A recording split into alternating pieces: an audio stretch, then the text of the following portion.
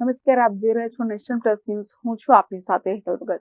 વડોદરા શહેરની માણીજની Poddar world સ્કૂલને DEO કચેરી દ્વારા ₹10,000નો દંડ ફટકારવામાં આવ્યો છે.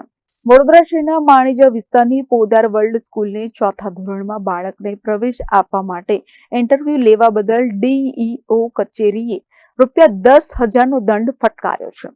મળતી વિગતો પ્રમાણે આ સ્કૂલમાં પોતાના બાળકને પ્રવેશ અપાવવા માટે ગયેલા વાલીએ national commission for protection of child રાઇટ્સને ફરિયાદ કરી હતી. એ પછી national commission for protection of child rights દ્વારા આ ફરિયાદની તપાસ માટે જિલ્લા કલેક્ટરને પત્ર લખવામાં આવ્યો હતો.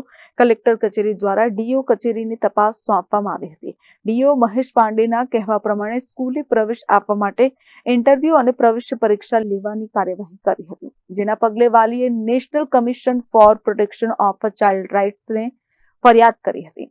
આ મામલાની કચેરીના અધિકારી દ્વારા તપાસ કરાઈ હતી, જેમાં જાણવા મળ્યું હતું કે સ્કૂલે રાઇટ ટુ એજ્યુકેશન એક્ટ તે હેઠળના નિયમોનું ઉલ્લંઘન કર્યું છે, જેના કારણે સ્કૂલને ₹10,000નો દંડ ફટકારવામાં આવ્યો છે અને સ્કૂલ જો આ દંડ ન ભરે તો તેની માન્યતા રદ કરવા માટે પણ ભલામણ કરાશે. ડીઓએ વધુમાં કહ્યું હતું કે રાઇટ ટુ એજ્યુકેશન એક્ટ હેઠળ કોઈ પણ સ્કૂલ બાળકનો કે વાલીનો પ્રવેશ માટે ઇન્ટરવ્યુ લઈ શકે નહીં. ગુજરાત બોર્ડ કે પછી સેન્ટ્રલ બોર્ડ એમ કોઈ પણ સ્કૂલ પ્રવેશ માટે આરટીઈના નિયમોનો ભંગ કરશે તો તેની માન્યતા રદ કરવા સુધીની કાર્યવાહી ડીઓ કચેરી દ્વારા કરવામાં આવશે. પોદ્દાર સ્કૂલના વાલીએ પિયુષભાઈ પટેલે છે, એમના બાળકનું આ સ્કૂલે ધોરણ 4માં પ્રવેશ વખતે ઇન્ટરવ્યૂ લીધેલ છે એવું જણાવેલ છે. એમને આ બાબતે સીધી ફરિયાદ NCPCR દિલ્હીને કરેલ છે.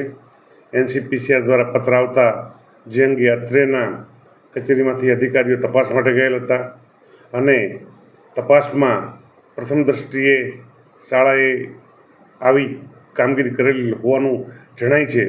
તો એ અન્વયે આરટી એક્ટ કલમનો એમાં ભંગ 13 અને 15નો ભંગ થતો એવો જણાય છે.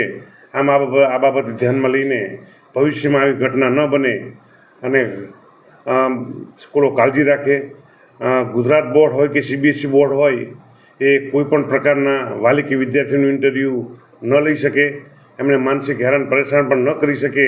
આ બાબતને ધ્યાનમાં લઈને એમને આ પ્રકારની કાર્યવાહી એમના ઉપર કરેલ છે. મોટાભાગની સ્કૂલોની અંદર જ્યારે પ્રવેશ આપવાનો થાય છે ત્યારે આ લોકો ફોર્મ ભરાઈને એક્ઝામ લેતા જ હોય છે અને દરેકને આ રીતે ઇન્ટરવ્યુ લેતા જ હોય છે. શું કહેશો તમે? આવી કોઈ જો કોઈ વાલીઓ ખુલીને આવશે અને અમને પણ જણાશે તો નિશ્ચિત CBSE હોય કે ગુજરાત બોર્ડ હોય નિયમ અનુસાર, સરકારશ્રીના નિયમ અનુસાર તેની માન્યતા રદ કરવાનું કાર્યવાહી કરવામાં આવશે. Thank you. પોદ્દાર સ્કૂલના કેટલો દંડ ફટકારવામાં આવ્યો છે? પોદ્દાર સ્કૂલને 10,000નો દંડ અત્યારે ફટકારવામાં આવ્યો છે. અને બીજા કોઈ પગલાં ભર્યા એની સામે એ ઉપરાંત હવે કોઈ બીજી અનિયમિતતા જણાશે તો નિયમો અનુસાર પગલાં લઈશું. કેમેરામેન નવનીત પ્રમાણી સાથે Satyam Nivaskar, nation plus news, Vadodara. સમાચારોના સતત અપડેટ મેળવવા માટે અમારી નેશન પ્લસ ન્યૂઝની યુટ્યુબ ચેનલને સબસ્ક્રાઇબ કરો, બેલ આઇકન દબાવો અને જોડાયેલા રહો ફેસબુક, ઇન્સ્ટાગ્રામ અને ટ્વિટર પર.